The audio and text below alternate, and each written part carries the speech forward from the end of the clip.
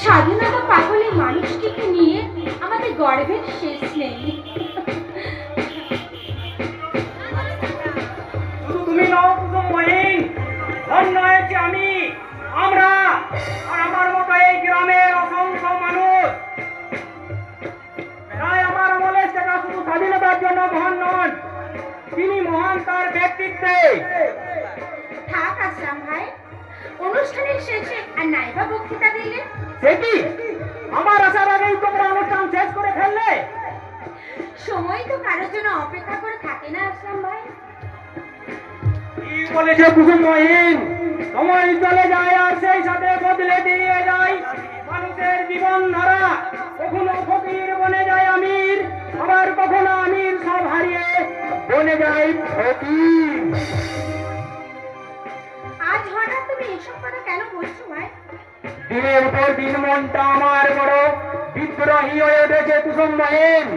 5 মাস হলো আব্বা রিটায়ার করেছেন, টাকার অভাবে বহিনের শাদী দিতে পারছি না, আর কলেজের মাইনে দিতে না পারায় ভাইজানের পড়াশোনা বন্ধ হয়ে গেছি। আর আজ আমি graduate, বেকার। আজও একটা চাকরির জন্য অফিসে দরজায় দরজায় হ্যাংলা কুত্তার মতো ঘুরে গেছি।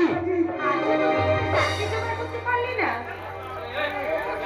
পারতাম, যদি ওই অফিসে বাবুদের মুখের ওপর 1-2 লাখ টাকার মান্ডি ছুঁড়ে মারতে পারতাম, তাহলে হয়তো সহজে একটা চাকরি জোগাড় করে নিতে পারতাম। শেষে ঘুষ।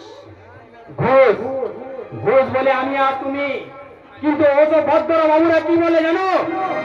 ডোনেশন, অনুদান। তাহলে কি তুমি চাকরি পাবে না আসলাম ভাই? পেতে আমাকে হবে, নইলে যে ব্যর্থ হয়ে যাবে আমার সারা জিন্দগির খাপ। হয়তো টাকার অভাবে বন্ধ হয়ে যাবে ভাইজানের লেখাপড়া, হয়তো শাদী হবে না একমাত্র বহিন সালমার, আর না খেতে পেয়ে আমার আব্বা যান না। আমায় যে কোনো উপায়ে একটা আমার চাকরি পেতেই হবে, যে কোনো উপায়ে আমার একটা চাকরি পেতে হবে। আসলাম ভাই শুনে যাও আসলাম ভাই। তুমি চলে যেও না আসলাম ভাই, তুমি চলে যেও না।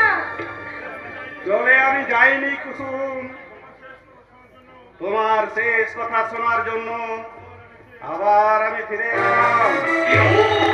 তাড়াতাড়ি বলে এখান থেকে চলে যাও। ফিরে কুসুম, ফিরে।